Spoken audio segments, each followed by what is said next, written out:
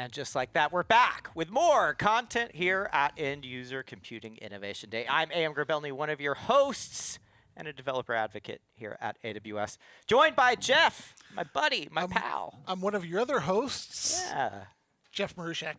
I'm a senior solutions architect on our DoD Air Force team, and really excited to be here in Seattle. I mean, we have... we're live, and we're not robots. No. We are live in the studio right now. not a robot, but not a reptilian alien. So can neither confirm nor deny that. But our personally. guest here to talk about some more SaaSification is Jeremy. Jeremy, will you please introduce yourself? Yeah, thanks for having me. My name's Jeremy Schaefer. I'm a senior solution architect here at AWS. I'm part of the worldwide public sector security team. Great. So earlier, before lunch, we talked about SaaSifying applications, and I think it was Manav was saying, our friend Jeremy is going to actually do this for you. And so for folks that want to see this in action, sounds like we're going to get to see this. Yeah, we're going to go hands-on. I just have a few slides to set the stage and kind of show you the steps that we're going to go through today. Cool, let's bring it up. Yeah, we'll spend most of the time right in the AWS console, though. I have to say, before you get started, Jeremy, nice shirt. Yeah. By the way, I didn't realize until you sat down. It's a great shirt. Yeah, I guess Jeff didn't get the text message. Yeah, what's that about, Jeff? Hey, this is my brand. Oh. Okay, we don't want to mess with that. No, you can't mess with his brand. That's Come on. Anyway, we're going to learn more about monetization and branding here in your talk. Let's get to that. Yeah, so we have a few steps that we're going to go through today. You can see here on the screen we have 6 or so steps, and it looks like a lot, but we'll go through each of them, and I'll explain each of them as we go through them in the console. But we'll get started by creating an app block builder. This is going to be how we install and package our application. From there, we'll create an app block, which is what's going to store all of the application files in S3 for us. Okay. We're going to install an application. We're going to use VS Codium today. Yes. He's so excited. I'm so excited.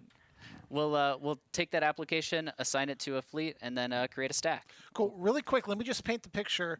We are talking about, instead of refactoring an application to be an actual web app, this is taking an executable, something that you would install, and making this a SaaS web service. So yeah, today we're going to pretend to be like a software company, right? An independent software vendor. And we have this traditional Windows application that we want to make available to our users. So we're going to go through that whole step. You're not going to see us having to refactor the application or anything like that. We're going to install it just like we traditionally would a Windows app. Awesome. Now, Jeremy, what are all of our roles at this startup? Because earlier, I just want to point out that Hassan recognized that I have some very deep CEO energy about me. Yeah, you could be the CEO. Okay, I'm just Perfect. Just putting that out there. What's your role at the startup? I'm going to be the EUC admin.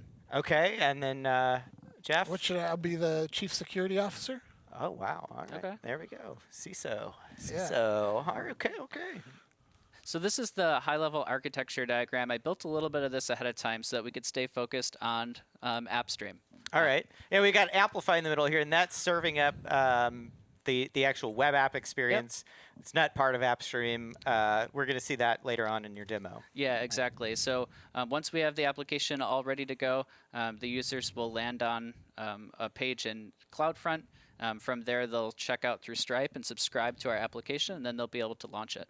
Okay, so you actually added in some additional functionality to see. You're already a major asset to this company. Yeah, thank you, Jeremy.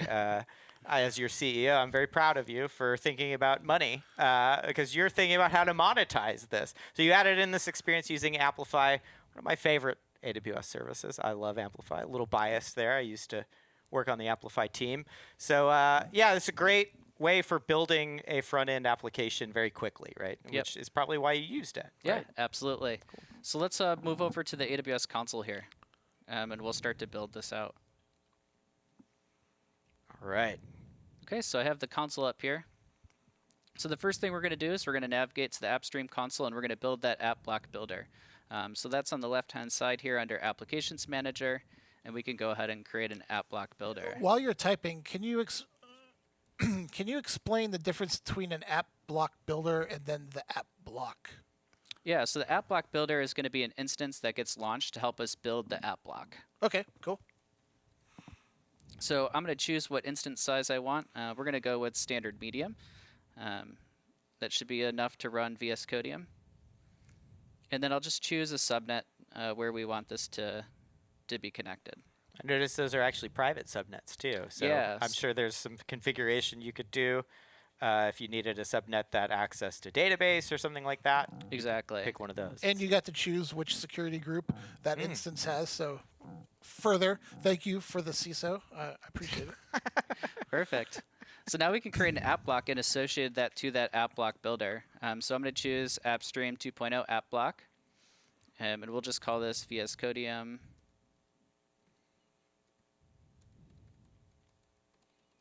app block.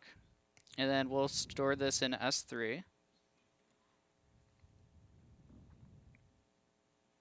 You just picked an already created Yeah. S3 bucket. Okay, cool. Yeah, so I created the S3 bucket ahead of time. If you look at the documentation, there's just, you have to add a bucket policy to it. So I did that ahead of time. Okay. So I'll go ahead and launch this here. The CISO appreciates that. Yeah. So this will just take a few seconds here to launch, but what's happening is it's taking that app block, which is going to be a VHD file or the virtual hard disk. It's going to attach it to that app block builder, and it's going to open up another window here for us with a full desktop experience so that we can install our application. Oh, interesting. Okay. So we didn't have to provision out the hard drive, any of that. We didn't have to attach it to an EC2 instance or anything like that. It's just Yep, all it happens. does it all for you. And when you use these managed AppStream 2.0 app blocks, it'll automatically configure a setup script for you, so you don't have to worry about the mounting or anything like that as well. Now, again, as your CEO, with all this reclaimed time, what will you be doing with that, Jeremy? How will you be? Well, once we get our first application, we can move on to some of the other applications that we have. Perfect. Wonderful. So I see a desktop just showed up. This is an More money. AppStream desktop that just popped up. Yep, so this is an Elastic Fleet instance in the background. It's a fully managed part of the app block builder with our VHD file attached to it. So we don't have to configure any of the OS stuff. We could just focus on our application here. Okay. So I'm going to grab the link here. I just have it on my cheat sheet, the link to download VS Codium. Nice, because you actually have to install it on the virtual hard disk that is then going to be stored in S3, right? Yep, exactly. So I went ahead and downloaded that executable file. So if this was our organization, maybe we have the assets to install on like our file server or somewhere else. And because we can configure the networking, we can have access to that as well. So this is the important piece. I'm going to open up the Application Builder Assistant, and what this will do is it'll provide step-by-step instructions on what we need to do. So it says, like, get your executable, which we already did, and it says make sure everything else is closing, and then we can start recording. And what will happen now is it's going to look for all the files and folders that change and help us make this, this app block for us. So now that I have that that recording, I could just go through the normal install process, just like I'm used to. This is just installing the application like I would for one of our users at our company. Yeah. But I'm just doing it on the app block builder now. So I'm just going to next through all of this. Like you do with any good wizard, right? Exactly. And you read the license agreement as the CEO a long time ago, so we're good there. Absolutely. I mean, yes. You forwarded it to me, and I definitely looked at that. So how does this help admins down the road? Once you do this recording, you have it all created. What's the next step after that? Yeah, so we're going to hit, once this finishes here, we'll open it up, make sure it works, and then we'll hit stop recording. And then the app block builder will package everything and upload it to S3 for us. And then it's ready for us to use. So we'll go ahead and launch this. Just essentially watching the file system as those files were being installed. Interesting. Exactly. Was it? What? It was interesting. I think it's interesting. When I signed up to be CISO, I didn't realize I had to report to AM. Yeah. that was your first mistake. That's my bad. So I went ahead Won't be your last. and hit stop recording there. So this was all installed. You saw that it opened up there. So I could go ahead and hit next, and it will grab all the details. So you could see that that ended up being 452 megabytes with all the stuff that we need. And I can hit finish and create. So now it's packaging it all up, taking that VHD file, and it's going to upload it to this S3 bucket that I chose when we went through that first step. So Do I understand right? Like when you go to create maybe your golden image for a particular set of users, you would say, we need these 5 applications. VS Codium is one of them, so let's apply this VHD to this golden image or to their workspace or app stream, and that's how it gets installed. Yeah, so there's 2 different types of fleets that you can have with AppStream. So you can have our provisioned fleets, which is the always on and on demand, where you have to manage the entire operating system and all the applications on there. Or you can use elastic fleets, where you're just worried about the application. That's the only thing that you have to configure, and then you can associate those to the fleets. So let me close this tab here. You can see that it uploaded and it disconnected me from the app block builder, and then it will go ahead and put it into that stop state for us. Nice. So we have the app block builder here. This is the one that we created. And now we can go ahead and associate an application to it. So we have to tell AppStream where on that app block builder is VS Codium. So we're going to call the application here VS Codium. Yep. And then I already downloaded the application icon earlier, so I'll just grab that from the S3 bucket here. I think I put it in here. Yeah, there it is. Okay, and then the executable path, I grabbed that earlier as well. It's right. This is where it's stored on disk. Yeah, exactly. And I just want to copy it so that I don't make a typo here. So it's just C program files VS Codium, and then the exe. So if we had a working director or additional launch parameters, that's where we'd add those there. Okay. This is for Windows Server 2019 base and general purpose. And then we'll choose the app block that we just made in the previous step, VS Codium app block, and we could choose create. Okay, so now we went through the steps to use the app block builder. We've created our app block. We've created our application. Now we can associate this to a fleet. So I'm going to go ahead and create a new fleet, and this is going to be an elastic fleet. So earlier, remember when I was telling you the provisioned fleet types versus elastic? Yep. So you have to choose elastic if you want to use the VHD that we just created. So I'll call this VS Codium fleet. And I'll just choose the same size instance we used when we made that the app block builder. Yep. I'm going to skip some of these other steps, but this is where you'd configure things like session durations and timeouts and things like that. You can saving money. Yeah, you could choose if you want to just stream the application, which is what we'll choose today. But you could also stream an entire desktop if you wanted to give that same user familiarity. But we're going to make this, available as a service. We really just want our users to be working on that application, and that's it. Yeah, and I think earlier we talked about some people usually think if you want a whole desktop experience, that's workspaces. If you just want the application, AppStream, but the option is there for AppStream to have the desktop experience, and that's where it is. Exactly. So I'm going to just choose the same subnet that we chose on the previous step here. Again, putting it in a private subnet. Security group, thank you. Yep. We'll go ahead and he chose the default security group. Yeah, we'll lock that down later, right? Okay, sure. Quad zeros. Live with your CISO, huh? Okay. So I'll choose create there, and that fleet will start going in the starting state. So now we can create a stack, and this is going to be our entry point, how our users are going to get to the application. Okay. So VS Codium, stack, and we'll choose that fleet that we just made. Again, some other options here, but I'm going to skip over them for now, like doing things with VPC endpoints and such. Yeah, I saw a feedback URL option there too, Yeah. which is very interesting. Yeah, maybe we add that once we get like additional user feedback, like on Right. our application. Yeah.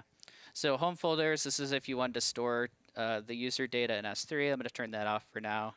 Because there is that persistence, not issue, but typically you have less persistence with AppStream, Yeah. but there is still options to have some persistence. Yeah, we call it like semi-persistence, right? The underlying OS and the application, all of that is non-persistent. But you can choose to configure storage for your users so that they're able to save some of their data and come back to it. And even things like application settings. So if they're configuring VS Codium with their like favorite theme and things like that, that data can be saved as well. Cool. But we'll skip that for today. Okay, we've created a stack. So I'm going to go back to the fleet here. So we're on the stack page. I choose the blue text here, and it'll take me over to the fleet. And I just wanted to make sure that it was in the running state and that we have our application assigned. So now we can go ahead and test this real quick. I'm going to just choose VS Codium here and then create a streaming URL. So I'm just going to be user01. And this is important. This create streaming URL is a good way to test and make sure that it's all working like you would expect. You can see the application here comes up. And let's see if we get a session and the app comes up like we'd expect. And that's because you created that. This is the fleet, and you added that VHD to the fleet. If you would have added additional VHDs, they would have come up there as other options. Yep. If you associated more than one application to your fleet, you would have saw them there. Gotcha. And I think we're going to see later on too, Jeremy, utilizing that URL, programmatically creating it instead, and redirecting a user through your experience, right? Instead of coming through this experience. Yeah, like once we have lots of users using this, we don't want to go through the console and manually create these streaming URLs all the time. Alt-C, Alt-V, you know, email them the links. You've got a lot more important things to be working on. Exactly. Yes, that I will be assigning to you after the stream. So it looks as like your CEO. Looks like we got the session here and an application starting to open up. So we'll just give it another second here. Really letting this power go to my head. I mean, this imaginary power that doesn't truly exist. Does that mean me and you get to go to executive briefings together? Yeah, I mean, that'd be cool. Absolutely. We got to go talk to the board. That's the value we bring. Yeah. Jeff, is we talk to the board. Do you want to talk to the board, Jeremy? No, I'll let you handle that. So it looks like the session came up. We got VS Code just like we expect. And this is kind of a good point now, like to mention. I know we're focused really on the software use case right now, but this is where you can take this application or this stack that we've configured. You could connect it to your like enterprise IDP, just any valid SAML 2.0 configuration, and now your users within your organization can access the app. So really quick, IDP, identity provider, something like Active Directory or something that stores usernames and passwords, so you don't have to set up specific usernames and passwords for AppStream. Yeah, exactly. So it would be like your whatever does SAML 2.0 for your organization. So, or you could use like AWS IAM Identity Center. So your users would connect to that, and then they would connect to their AppStream. But we built this into our application, so let's kind of go to that next step there. Sounds like CISO things. I'll just leave that to you. Yeah. Okay. Thank you. So I'm going to pull up Amplify console here, and we have just a simple app. And I'm going to launch the studio so that I can access one of the tables that I created for our demo today. Now we're getting into your area with Amplify. So. That's true. I do love Amplify. Yeah, if I have any problems, I'll just push the computer over to you, and you could finish this off for us. No, he'll just launch a game day. I probably will just launch a game day. So I'm just going to put in the info here, VS Codium. I copied the description from the website earlier. Let me just grab that. And then I have this like idea of like credits, right? And it's not really used right now, but like say we have lots and lots of applications and our users are subscribing to this. Maybe we want to limit how many credits they get, or maybe we just want to have like as many as they can use. No, we want to limit it and make it paid. Yeah, of course.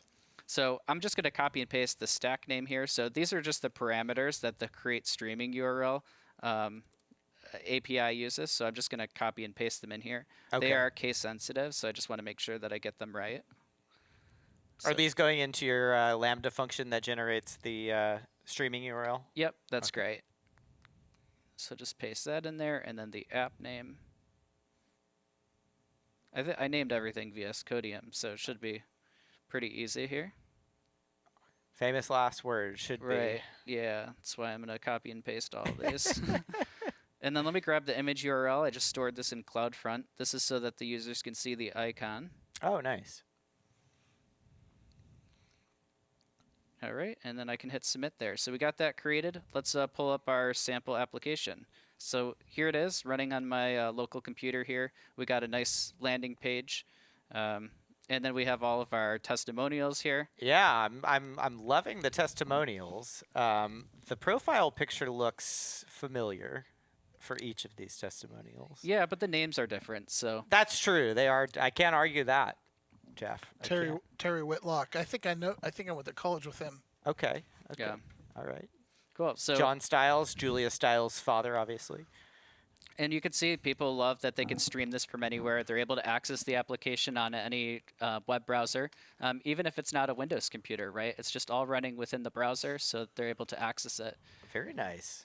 So I'm ready to subscribe, so I'll go ahead and choose this here. And so, just to be clear, this was your Amplify application right there. Yeah, And so we're subscribing to be a user of your Amplify application. that's correct. Okay. So I'm just checking out through Stripe. Let me grab that really quick. Can I get a snip of that credit card number real quick? Yeah, go ahead. I don't think it's gonna work for you, buddy.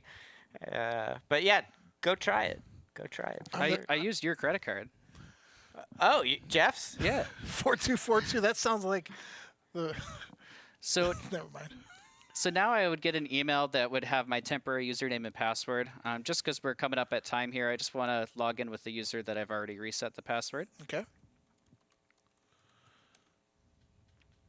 And then we'll verify that information later. And you can see our application. So I had a couple in there from earlier, Notepad. Nice. We have Inkscape. But then here's that VS Codium that we created earlier today. And so within this Amplify app, you've made these applications be an option. So Yep. you've subscribed to this application, and now you've just chosen VS Codium. Yeah, and that triggered the workflow behind the scenes. Hits that API gateway, which in turn triggers your Lambda function, which then returns back that streaming URL, which I'm sure you just used in React to redirect Correct. the browser session to that URL. Is that right? Yep. So just Pretty good for a CEO. I'm just saying. Yeah. I'm a technical founder, so. And then one of the other things too is up at the top here, you could see app equals VS Codium. So as part of that create streaming URL, we specified which app we want to open up. So it's going to load directly into the application, and we won't have that second click of choosing which one we want to use. Very nice. Very nice. All right. Oh, and look. There we go. There it is. And we could create our new file, and now our users are able to get back to work and use this application from anywhere. Yeah.